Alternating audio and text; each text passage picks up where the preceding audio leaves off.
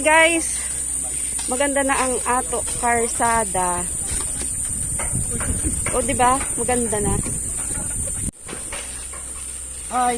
Anong masasabi mo sa kalsada namin ngayon? Ano masabi? Maganda talaga paggawa namin dito. Grabe.